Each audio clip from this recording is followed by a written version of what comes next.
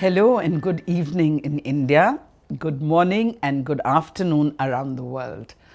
On behalf of Population Foundation of India, it is both my pleasure and privilege to welcome you all to the 15th JRD Tata Oration, happening virtually for the very first time, given the unprecedented times we are living in. It is a special day for us. We turn 50 today. These are difficult times, no doubt, but we draw strength and inspiration from the 50 years that we have completed today, from hardship and challenges faced as well as overcome in times past. Population Foundation of India instituted this lecture series in 1990, inviting eminent national and international leaders to focus on critical issues related to population, development and national progress. In 1995, the series was renamed the JRD Tata Memorial Oration in memory of its founder chairman. As I said earlier, today is a very special time for us, our 50th foundation anniversary. In October 1970, Mr. JRD Tata laid the foundation for an independent body to work with government, galvanize civil society action and respond to the challenge of the population. We continue to draw inspiration from JRD's vision, words and wisdom. We strongly believe that if our founding fathers were here today, they would be proud to see the difference Population Foundation of India has made to the lives of millions of people, particularly girls and women. In February, we commemorated our 50th birthday in the presence of Mr. Ratan Tata. His being there was a fitting testament to our long-standing association with the Tata legacy. The occasion was originally planned to mark the commencement of a series of events celebrating for our golden jubilee years, but all that was interrupted by the pandemic. Over the years, Population Foundation of India has adapted to the changing needs of the times and found lasting solutions to the challenges society is facing. Today, the world grapples with probably the greatest humanitarian and public health crisis in present history. As a public health organization working on empowering women, men and young people, we have been supporting the government in its emergency response to COVID-19. Our efforts have included ensuring prioritization of essential health services, supporting smaller organizations at the grassroots to meet essential needs of the most marginalized communities, ensuring an informed discourse and preventing spread of misinformation on COVID-19. We developed targeted social and behavior change communication campaigns to fight the stigma surrounding the disease, and we generated and disseminated evidence on the differential impact of COVID-19 on vulnerable populations such as women and young people. We continue to create an impact in these challenging times to strengthen those who are most in need. Let's watch some glimpses from our journey over the last 50 years. Change. How does change happen? When does an idea become a movement? When does hope become reality?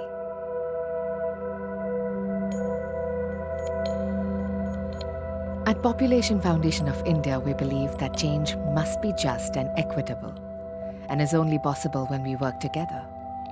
And this is what we have done for the past 50 years. Founded 50 years ago, by a group of visionaries led by JRD Tata and Dr. Bharatram. JRD Tata received the United Nations Population Award in 1992 for initiating the family planning program in India.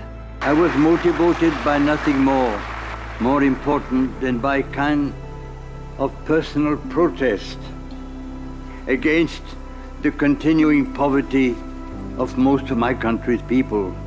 The subject became, for me, unimportant as that is, a personal obsession which still haunts me. It has been 50 years since Population Foundation of India made this vision a reality.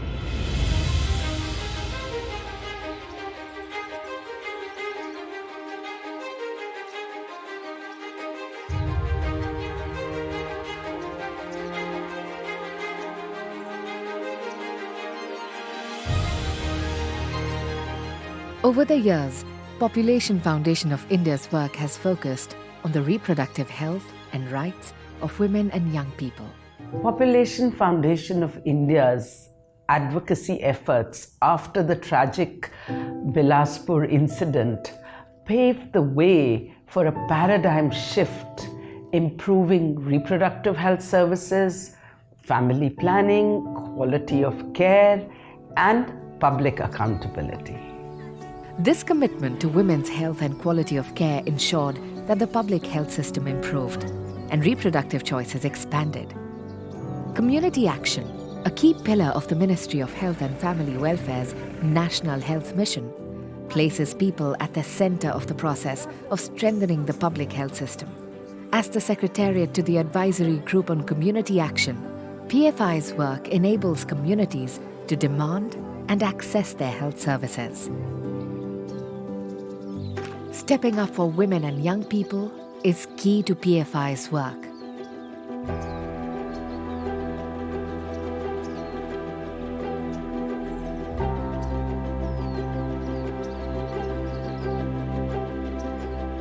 In 2013, PFI launched मैं कुछ भी कर सकती हूँ, an entertainment education program dealing with family planning issues. It was launched on Doordarshan and then it was dubbed in about 11 languages. So it was also shown on regional networks of Doordarshan.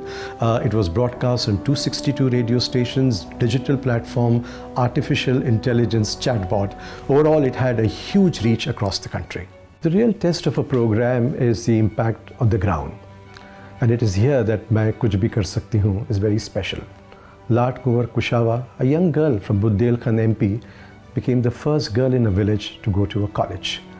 Nirma Devi from Patna convinced her husband to use condoms and then became a champion of family planning in her village. The women of Bahria from Bihar meet every week to discuss domestic violence. That is the true test of a good television program.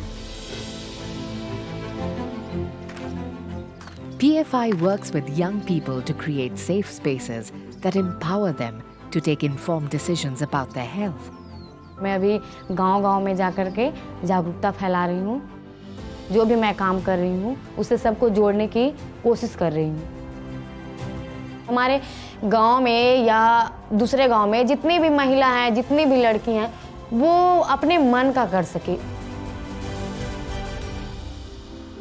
I would first like to congratulate the Population Foundation of India for the very meaningful contribution and commitment they have made over the last 50 years. In our mission, the journey is the purpose and the destination stretches beyond forever. We stand committed to achieving our goals with all the resources and strength we have. A dream never ends, and it will come true. We are committed to stepping up beyond 50 years of Population Foundation of India. Today, we are absolutely delighted to have with us Dr. Soumya Swaminathan, who very kindly accepted our invitation to deliver the 15th JRD Tata Oration. I have known Soumya for a very long time and admire her journey. Soumya was only the second woman scientist to head ICMR in its over 100 years existence. We are proud that she was the first Indian to be appointed Deputy Director General, supporting the Director General of the WHO. And now she is the Chief Scientist in a new department of the organization. Another first. It is a delight to be celebrating our 50 years with her. Soumya received her academic training in India and the United Kingdom. She is known as a global leader in research on tuberculosis and HIV, with over 30 years of experience in clinical care and research. What is very special about Soumya is that all her research has translated into impactful programs. As a member of numerous WHO and global advisory bodies and committees, her intellectual contribution to public health, strategic thought, innovation and intellectual property is widely recognized. In her lecture, Soumya will, I'm sure, provide critical insights from a public health perspective on how India can overcome the intersecting challenges of health and sustainability to build a strong, equitable and inclusive society, all in line with our commitment to the Sustainable Development Goals. May I now invite Soumya to deliver the 15th Tata Memorial Oration. Dr. Soumya Swaminathan's lecture is titled Reimagining Health, Lessons from the Pandemic. The moment, Soumya, we've all been waiting for. Let's listen in. Greetings from the World Health Organization. I'm Dr. Soumya Swaminathan, President and Board of Trustees of the Population Foundation of India, Dr. Poonam Mutreja, and all the staff and colleagues, ladies and gentlemen. First of all, I'd like to say how honored and privileged I am to be invited to deliver this oration in the name of one of the great Indians, JRD Tata, and also that it's the 50th year of the Population Foundation of India. We know the principles by which Mr. Tata lived his life and his dedication to society, to serving society through being a businessman, investing in women and children, investing in education and other social services. And the fact that he was way ahead of his time was recognized by the UN Population Fund with a Population Award and was one of the founding members of the PFI. The Tatas have continued the tradition of social responsibility at the same time as keeping an eye on the cutting edge of science and technology and trying to link the two. So thank you for inviting me to do this. Of course, it's an unusual time and we're all connected remotely, but I will try to do justice to the vision of Mr. JRD Tata by trying to address the issues that we are faced with today with the COVID-19 pandemic, particularly as it relates to health systems, to women and children's health, and to see how we can, what are the lessons we've learned and how can we take our learnings forward, especially as we look at improving our health, looking at achieving the Sustainable Development Goal 3, which is health for all, and which is the same principle on which WHO was founded 70 years ago. What I'd like to do is perhaps go through just a couple of slides on the global situation. This, of course, changes on a weekly basis, but we can see some trends. And then I'd like to go over what's happening in terms of women and children's health, specifically in India, and how COVID is perhaps impacting on that, and then come to what we can do looking ahead. So you can see on this slide that the global pandemic is marching on. You can see the total number of cases really increasing week by week. Today, I think we have almost 300,000 new cases a day, with average 5,000 to 6,000 deaths. The split you see in the different colors is the regions, the WHO regions, and you can see the region of the Americas in yellow, which has really been the predominant share of infections. But the purple, the Southeast Asia region, is not far behind. The black line is the number of deaths, which has more or less stabilized at about 5,000 a day. But again, that's far too many. We're losing 5,000 people every day. 3 countries actually account for 70% of the cases, and these are India, USA, and Brazil, with a number of other Latin American countries also in the top 10. And we are beginning to see worrying increases in some of the European countries that had actually the infection controlled.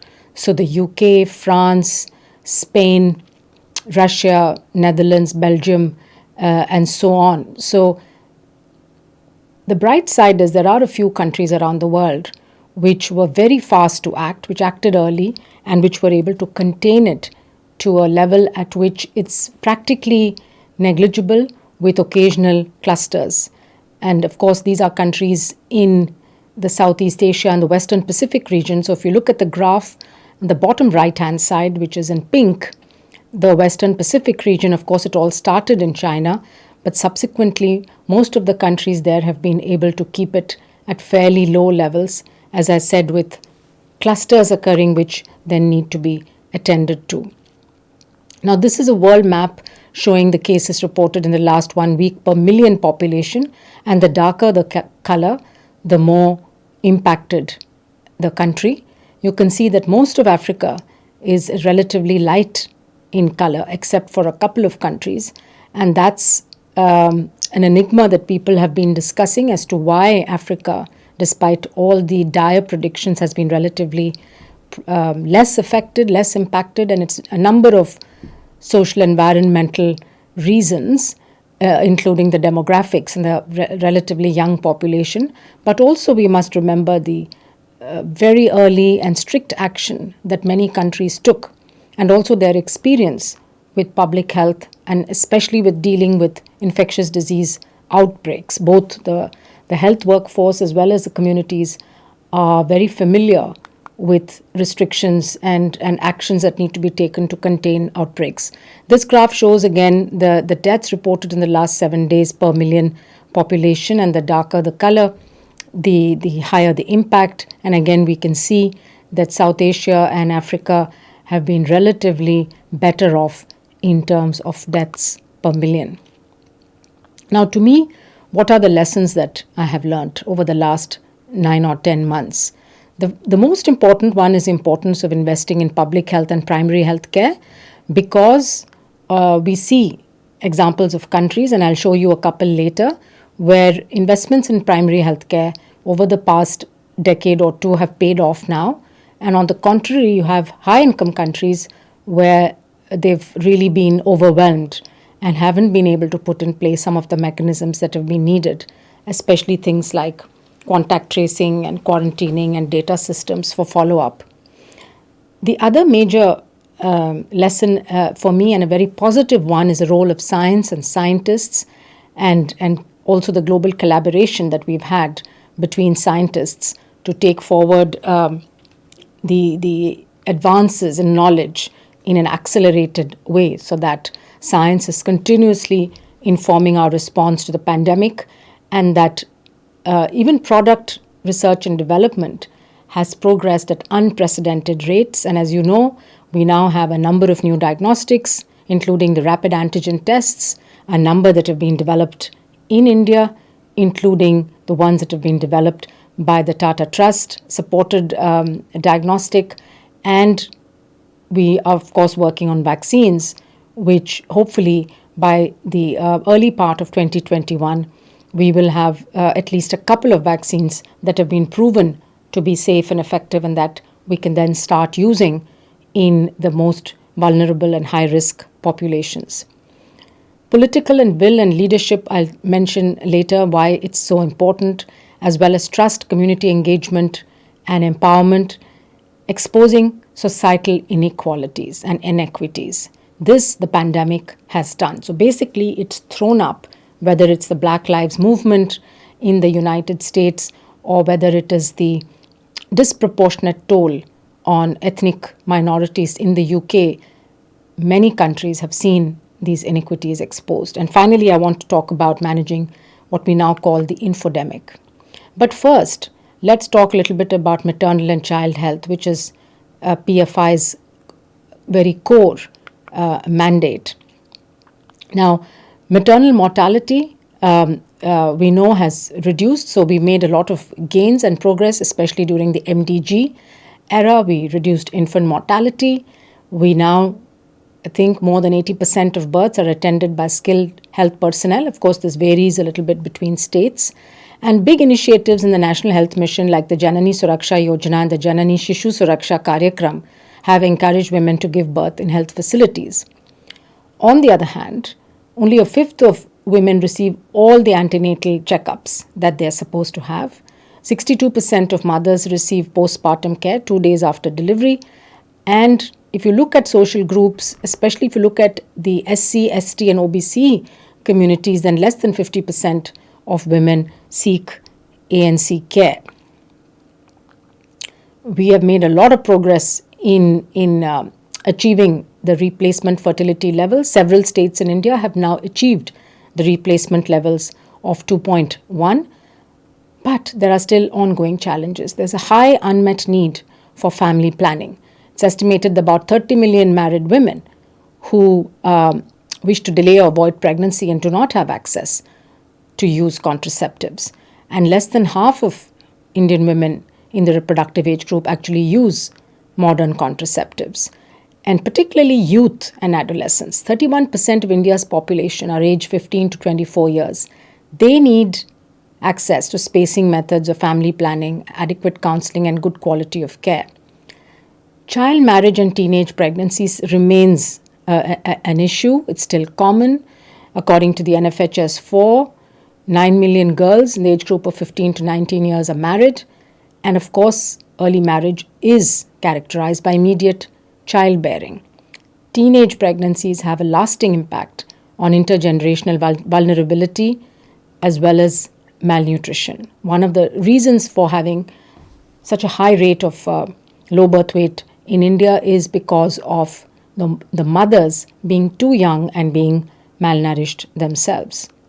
We still have a lot of unintended pregnancies which end in abortion, and one of the studies by the Guttmacher Institute showed that of the 15 million abortions that occurred in India in 2015, 73% were through medical abortion, 16% in private facilities, only 6% in public health facilities, and 5% through traditional unsafe methods. And these are the unsafe abortions which contribute also to maternal mortality. So there is an unmet need for improved access and availability of contraceptive services as well as abortions.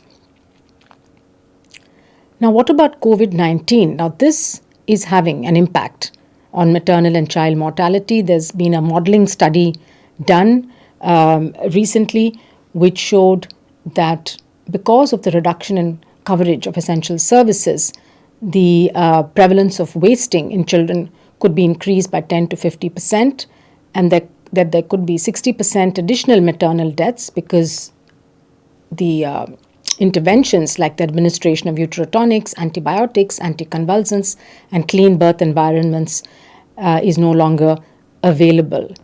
So this is very worrying, and so is, of course, the impact on education. It's created the largest disruption of education system in history, affecting 1.6 billion children across more than 190 countries and all continents. 94% of the world's student population have been affected, and this is in fact almost 100% in low and low middle income countries. This year, the school year and the college year has been a washout for many young people, and this is a terrible situation for them, particularly those who are coming from the lower income groups within countries, as well as those living in low middle income countries, because in the higher income groups there's been some access at least to online education, whereas this has not been available for a large majority of the world's children. It has also impacted on the access to nutritious food. We know a huge number of children depend on the school meals, and during the school closures for the past 6 months, they have been deprived. 368 million children are missing out on school meals globally. We've talked about abortion and the impact that COVID-19 is having, partly because of some of the pharmaceutical product supply chains having been impacted, especially from China in the early days of the pandemic, and also, of course, countries which have laws around abortion. There were women who used to travel to the neighboring state or city or even country to have an abortion. That's not happening now. So the impact, of course, is that there's a 10% decline in contraceptive use, and there would be a large number of unwanted pregnancies that could occur as a result. Another very worrying observation is the global surge in domestic violence, leading the UN Secretary General Antonio Guterres to appeal to governments to prevent a horrifying global surge in domestic violence. In India, a third of women already said that they experienced domestic violence, and a very few, less than 1%, actually sought the help from police. And of course, many women believe that a husband is justified in beating his wife. We've seen that the National Commission for Women has registered a number of cases after the lockdown began, but it's quite possible that the hidden cases are far higher because women would not have had access also to come forward to report these cases.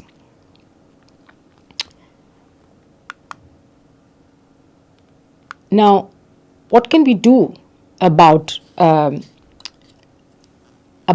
impacts, the gendered impacts of COVID? One of the things that we're seeing is that governments can do things, and this is firstly by including violence against women in the package of essential services that they need to be continuously running even when there is an emergency, and having these hotlines, shelters, or other specialized services to support women who may need it. We need to identify and share information on support services, including opening hours and contact details, establish referral linkages, find out what survivors of violence need and how best to reach them safely. It's these women who can actually inform us and tell us what kind of services they need, when and where. Health workers, of course, play an important role by offering first-line support, providing medical treatment, and connecting the survivors to support systems. We've also seen, of course, the gendered impact of COVID in terms of women who have lost their work and their livelihoods. More women than men work in the informal economy, and therefore their income fell by over 60% during the first month of the pandemic. And we know now the projections are that about 100 million people are going to be pushed into extreme poverty. And the other projection is that more women are going to be pushed into extreme poverty than men because of this impact on the informal economy. In India, 87 million women and girls were already living in extreme poverty, and this is expected to increase to about 100 million by 2021. So this is really very worrying. And again, women and girls, there are a higher proportion living in extreme poverty than men.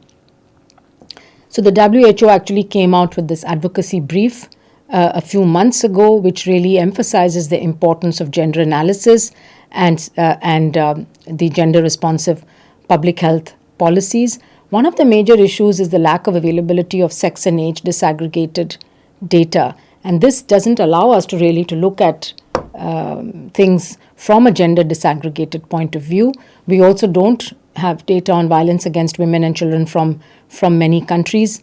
The access to sexual and reproductive health services went down, as we said, and that there was increased stigma and discrimination that could affect the response. And therefore, we put out this brief basically asking our member states to do all of the below, to collect the data, report and analyze it, disaggregated by sex and age, include responses to violence against women as an essential services, maintain access to sexual and reproductive services, make sure that frontline workers and social workers, most of whom are women, have access to training, but also access to protective equipment, to PPEs and psychosocial support. Remove all financial barriers, so make COVID diagnosis and testing and treatment free at the point of care, and to make sure that the services are non-discriminatory. And we must make sure that whatever is being put in place in terms of emergency responses does not further promote discriminatory practices. So how can we maintain essential health services? So we did a pulse survey on the continuity of health services during the pandemic, and we found that 80% of countries, of course, had defined an essential health service package and also a core set of services. But we found that a large majority of countries, even though they had these packages defined, and they also had committed to maintain some of these essential services, but when you actually looked at additional funding that was needed to protect those essential services, you can see that in the low-income countries in particular, these were very badly affected compared to the high-income countries, but all countries across the board had disruptions. And the reasons were both on the demand and the supply side. On the demand side, patients couldn't go for outpatient care or for inpatient care because of transport disruptions and so on, but also because they were afraid of going to health centers and picking up infections. On the supply side, of course, all the health service staff were redeployed to COVID. A lot of the workforce got sick or they did not report to duty, and therefore there was closure of many of the programs. And if you look at what services were disrupted, either partially or completely across 25 different essential health services, you can see right on top is routine immunization. Over 70% of countries reported some partial or complete disruption of immunization services, but also a number of other things including NCD, diagnosis and treatment, cancer diagnosis and treatment, family planning, contraception, antenatal care, malaria, TB case detection and treatment, facility-based births, urgent blood transfusions, as well as emergency surgery. So you can see that this had a huge impact, and as I had said, this was more in the low-income countries. Some of the approaches that can be used are triaging to identify what priorities we want to have people coming into the clinic, and some countries have done this. Telemedicines, replacing in-person consultation, task shifting, novel supply chain and dispensing so that you are supplying drugs at home without asking people to come, community outreach, redirection of patients to alternative health facilities, and so on. And then we have this document that basically gives some guidance on how to maintain essential health services. Financial protection, of course, is the other side of universal health coverage. So on the one hand, you have your essential services that need to be provided. On the other side is a financial protection. Now, this obviously is can be guaranteed only if there is some kind of a health coverage scheme. Either it's like Ayushman Bharat, which covers a large proportion of India's population, about half of the poorer segments of society, or you have private health insurance, which very few people in India actually have access to. Now, out-of-pocket payments, I want to say a little bit about that, because this still causes a large number of people, 100 million or so, to fall into extreme poverty every year, and 800 million people globally spend more than 10% of their household budget on on healthcare. So this is one of the goals, and one of the things that WHO has been really promoting is to ensure financial protection as well as effective coverage of health services. These are the two elements which will produce a healthier population. Now, this was a recent paper that was published in the Economic and Political Weekly by Muralidharan and colleagues from IIT Madras, looking at what's happened to out-of-pocket expenditure in India between 2014 and 18. If government health expenditure increases, then what happens? I'll show some graphs about that. And what they found is that between 2014 and 18, the cost of care, particularly inpatient care in private facilities, has risen significantly by more than 4,000 rupees, which has been driving patients, even from the higher income groups, to seek expenditure from public institutions. And in the case of out-of-pocket expenditure in public facilities, this has actually fallen. So you can see for the two graphs show all India, and the bar in black is for Tamil Nadu. We see that the share of public facilities which people had were accessing in 2014 and again in 2018, you see that there's a dramatic increase, particularly in Tamil Nadu compared to the all India average, perhaps because of the quality of services that were now being delivered through public outpatient facilities, and also because inpatient care actually has got more expensive in private facility, whereas in the public healthcare facilities that you see on this graph, the out-of-pocket expenditure for inpatient care has come down all over India, both in the EAG and the non-EAG states, whereas when you contrast it with private healthcare facilities, you see the out-of-pocket expenditure has increased during the same time period.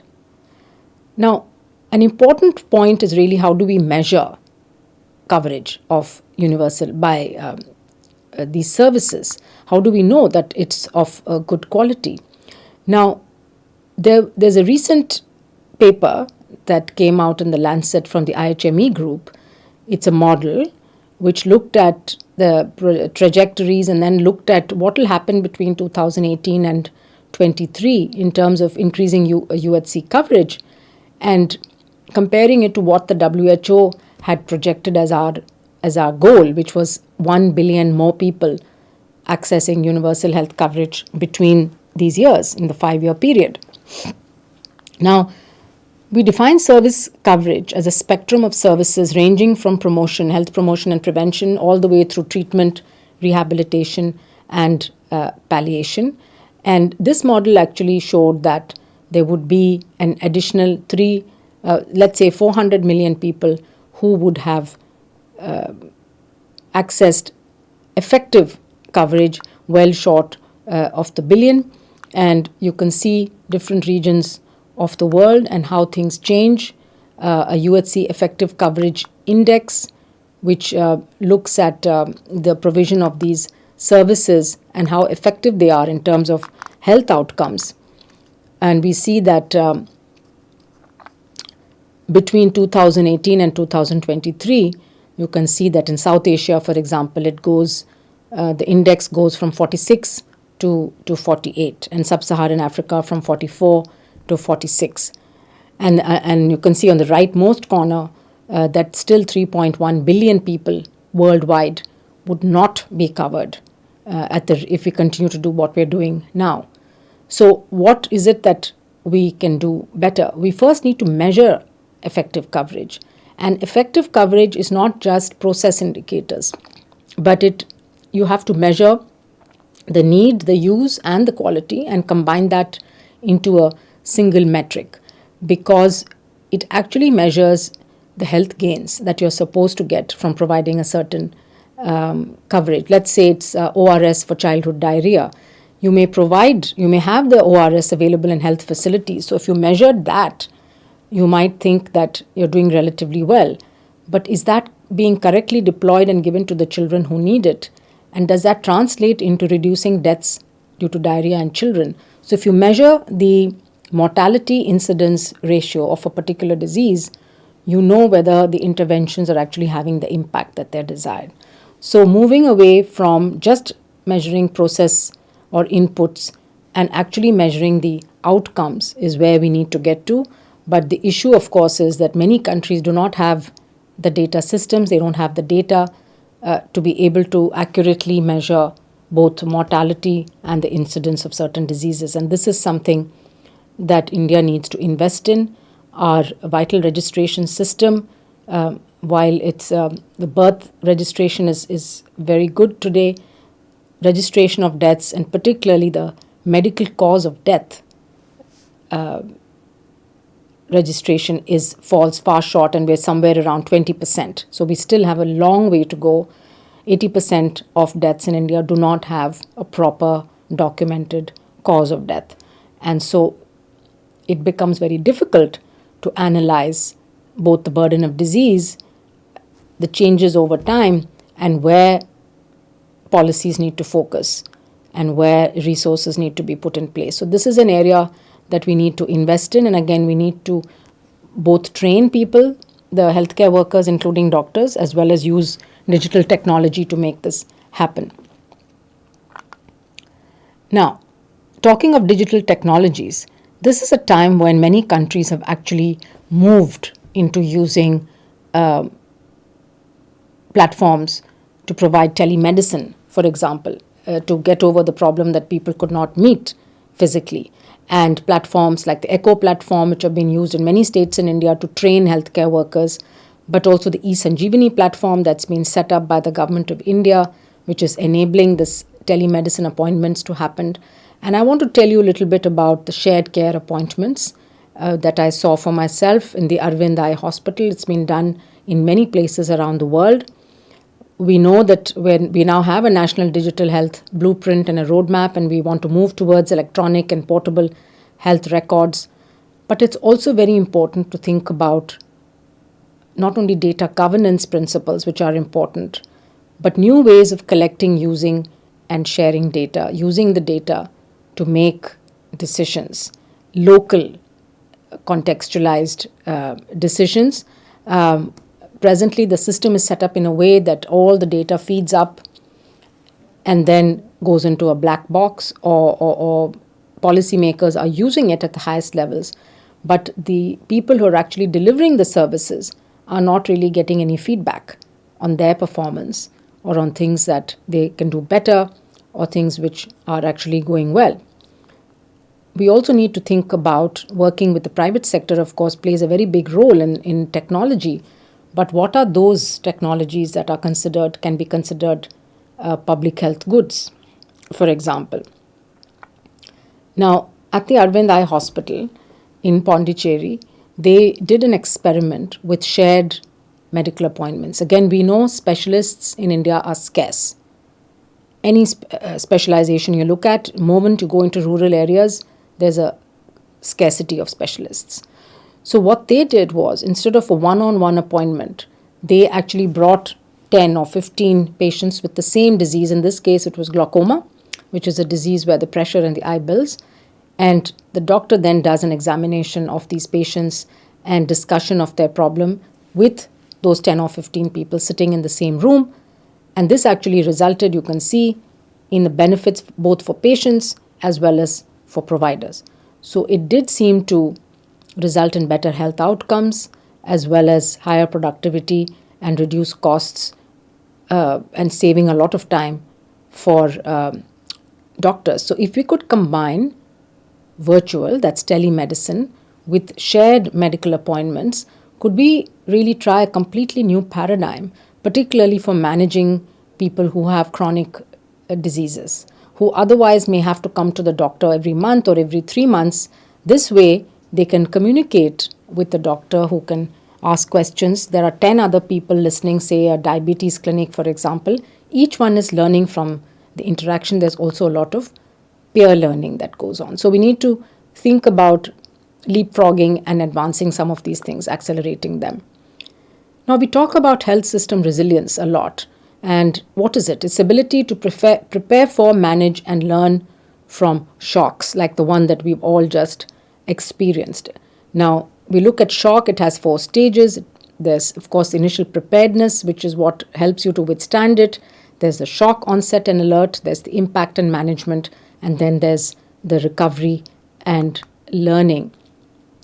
And there are many strategies for enhancing resilience, which relate to better governance, to financing, making sure that you can suddenly upsurge in financing, having proper information systems and flows, resources, and service delivery. Now, this is also related. So, you need to prepare in advance for a resilient health system, but leadership and political will have played an important role in this pandemic. And we've been looking at case studies. We communicate with our member states on a weekly basis. They share their experiences. So we have 194 ministries of health, and very often it's the ministers themselves who participate. And everyone has learnt from each other. And as I said, some of the lower middle income countries actually have had lessons that could have been learnt by countries that may have been more well off. Now, if you look at Vietnam, for example, what they did was a very strong and early response. They activated a response system. There was leadership, government leadership, mobilization of resources, a whole of society approach. And they actually managed to use their primary healthcare system and their community health workers to really go after clusters of cases. So the first few cases were identified, their contacts were traced, they were isolated, they were quarantined, and they have actually for the first 6 months had no deaths at all due to COVID. So it was an incredible response. And even today they have a few cases, but it's under control. Similarly, Thailand was one of the first countries to react because they get a lot of travel from China. 2-3 days after China reported the gene sequences of the novel coronavirus, Thailand did the same in one of the travelers who had just come back. They did risk assessment and they did triaging, and they told people who do not need to come to the health center to stay away, and those who needed to come for emergency services, they were able to provide extra surge capacity. So they thought through what needed to be done and they were able to implement it. Now, a few words about COVID and nutrition. We know that diverse food supply is an essential part of the health and nutrition response, and they're very closely linked. And disruptions in trade actually did impact food systems. We know that there are traditionally food insecurity hotspots. As you can see, most of them are in sub-Saharan Africa. Some are there in the Eastern Mediterranean region, particularly those countries which have been having conflict and war, and then some countries in Latin America as well. Again, we really need to start now taking a systems approach to nutrition and integrating it into the socio-economic response. There is the Poshan Abhiyan in India, which is trying to do exactly this, but we need to further integrate social protection systems, food systems, and health systems in order to really have an impact on the nutrition of individuals and families. Because without really looking at the three as a holistic whole, we are not going to be able to solve the basic structural issues as to why certain families, certain children, or certain villages remain chronically undernourished. Now, of course, could be a global food emergency as well because of these disruptions that we've had in trade and so on. And there are things that we can do to make sure that we call these services as essential services, that is food production, marketing and distribution, make sure that we protect those workers, keep trade corridors open, make sure that it's part of our social protection programs. And in India that's been done, but probably it needs to be extended and expanded.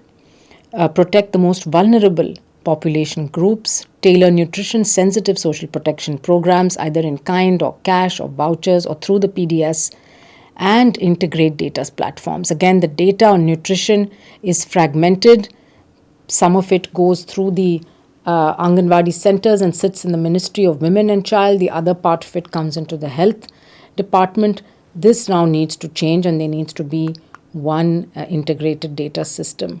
And this is a report that just came out a few months ago, again with dire warnings of worsening food security and the increase in the number of people who might actually be hungry. What are some of the unique challenges that we have faced? We've come up with this term called infodemic. It's really having too much information, which includes false or misleading information, mostly in the digital sphere and particularly in the social media platforms. What does it do? It leads to confusion, risk-taking, harmful behaviors, and ultimately mistrust in governments and public health response. And our Director General very early on said, fake news spreads faster and more easily than this virus and is just as dangerous. And we're fighting not just an epidemic, but also an infodemic. So what did we do? Of course, we tried to reach out through webinars, through all the expert groups that we have, our networks of collaborating institutions. We were able to amplify some of the clear and credible messages. We developed hundreds of risk communication materials, and including things like mythbusters and videos and animation, infographics. We have a training, an open WHO where we offer training courses to people. We've had more than 4 million people actually take those training courses, again in different languages. We worked with social media companies, including Facebook and Twitter and WhatsApp, to do a couple of things. First, to make sure that they direct users to credible information. So if somebody types in something in the search, they should be directed to, say, their government sources in their own country, or to WHO, or to the Centers for Disease Control, and so on, where you know you can get credible information. The second is that we started pointing out to them if we saw certain worrying or false or dangerous messages, and they would immediately take it down or post an alert on that. And thirdly, we started doing innovations like having these chat bots and things in different languages, again, where people could actually chat and ask their questions and get credible answers, again, based on WHO guidance. So in the last 8 months, I think we have done an incredible amount of work with many tech companies, many of them actually doing pro bono work as well as putting advertisements out on behalf of WHO. But infodemic management is not a straightforward business, because it really is linked to people's beliefs and behaviors and the way they act, and what actually changes that. What levers do you actually pull in order to change people's behavior? It's not just a question of providing information. And therefore, we've set up this behavioral insights group to really give us insights into how do you bring about behavior change. And I know that the Population Foundation of India has also done a lot of work on this. They have excellent outreach and communication programs. I've watched a number of their films, which are basically advocacy films and coming up with very strong messages. But when you watch them, you wouldn't think so. So they're done really well. So I think that's the way that we need to communicate with people, not by just giving more facts, but by subconsciously to reaching them. And this is something that my good friend Dr. Mohan Agashe, the well-known psychiatrist, actor and film director, always talks about. He says you have to, he calls himself a smuggler of ideas, because when it is through a story, when it is through film, and it impacts you emotionally, the messages are actually heard and retained much better than if I were to read 5 facts and if someone were to tell me do this or do that. And this is very true for mental illness and mental health, but it's also true for a number of other things which actually impact personal behavior. And we are seeing today the polarized debates on whether to wear masks or not. I mean, something that is just a question of pure common sense and science is getting politicized and polarized. And every issue is being debated in these not very constructive ways. And so we need to turn to messaging which will help us to communicate the right messages to people. So finally, I think what I would like to end with is the fact that COVID-19 has underscored for us the importance of investing in preventive healthcare and primary healthcare. Again, countries which invested in primary healthcare in the past found themselves in a much better position to deal with. And within India, again, states which have invested in primary healthcare, which have a public health cadre and a public health department, have been able to respond better. The other important point I'd like to make is that we often think about health as health service delivery. We need to start thinking a little bit upstream. The risk factors and the social and environmental determinants of health. Things like the quality of water, availability of sanitation, the quality of the air, both indoor and outdoor air pollution, road safety, mental health, the housing and shelter that is available. All of these have such big impacts on our health. In fact, they affect our lifespan much more than actually having access to a health facility. So it's really important to invest in these. It's much more difficult. It lies outside the health sector. So it's really a question of all of government really looking at the impacts of their policies on health.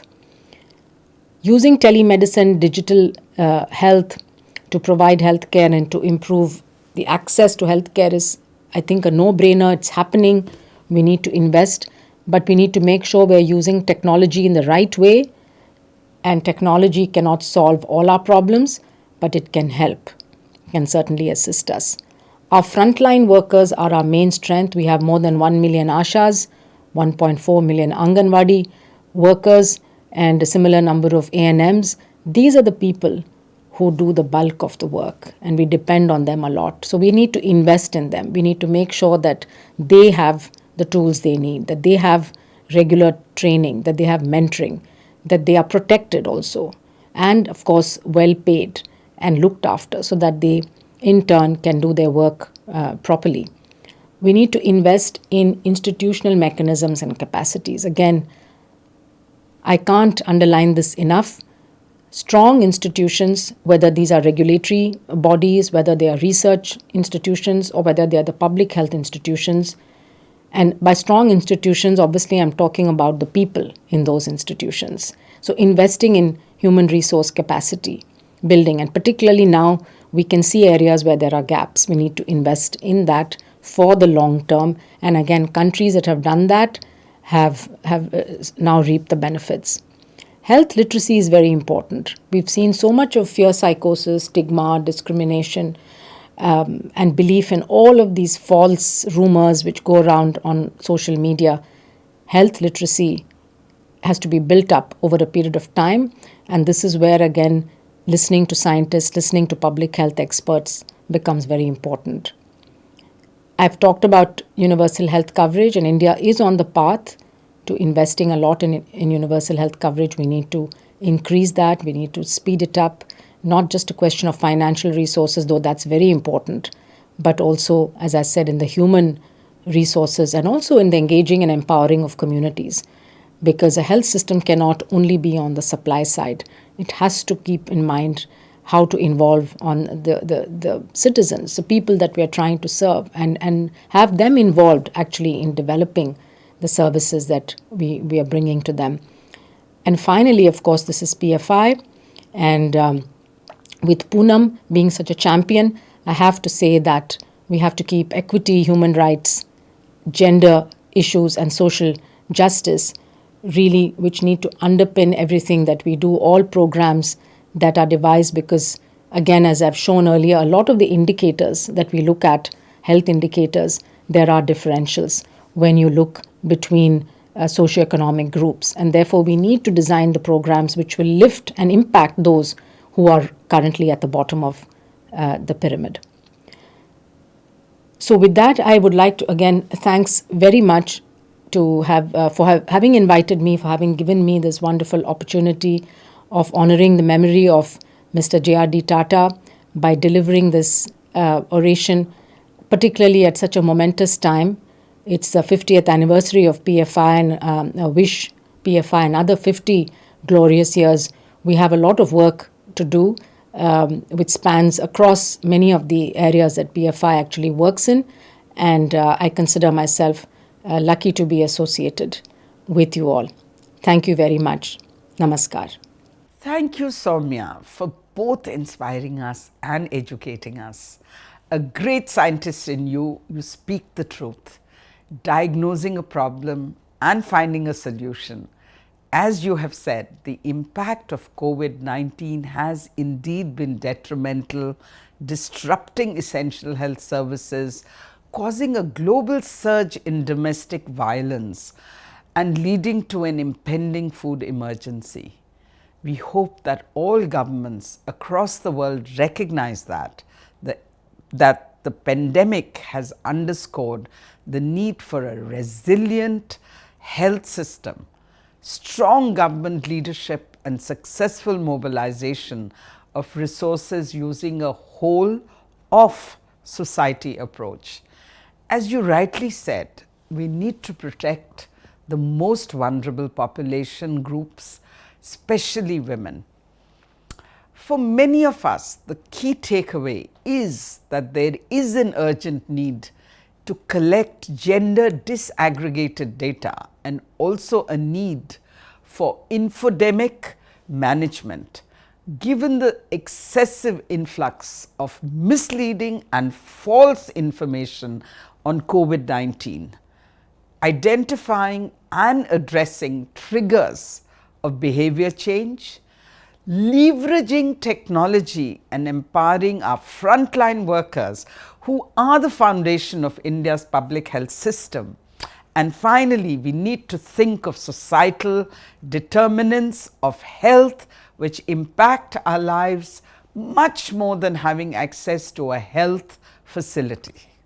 You have so eloquently presented the health and development realities in this country, the challenges that need to be managed and the opportunities that need to be seized in the post-COVID-19 era. My sincere gratitude to our viewers today, which includes representatives from the government, media, civil society, and our donors. Your unstinted support inspires us to move forward. And finally, a big thank you to the men and women who have come to define Population Foundation of India and our 50 years old journey.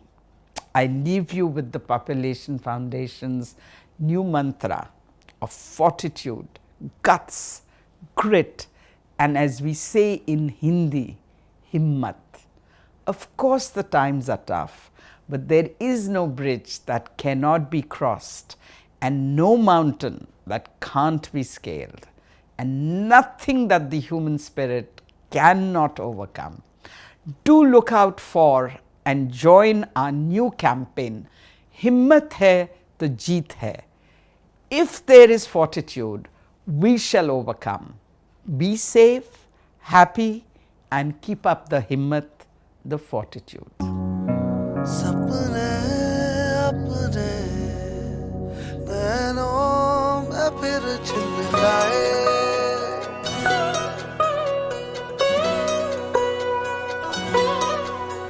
हिम्मत है तो जीत है हिम्मत है तो जीत है मुश्किलें आए जो आए लीडर बढ़ जाए बढ़ जाए बढ़ जाए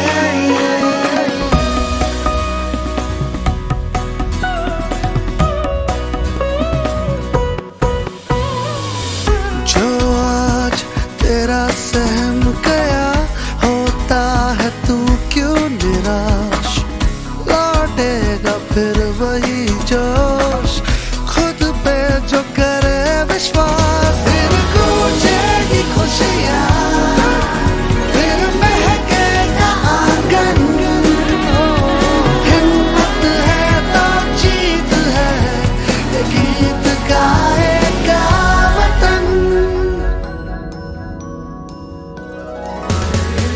तू हौसला तो रख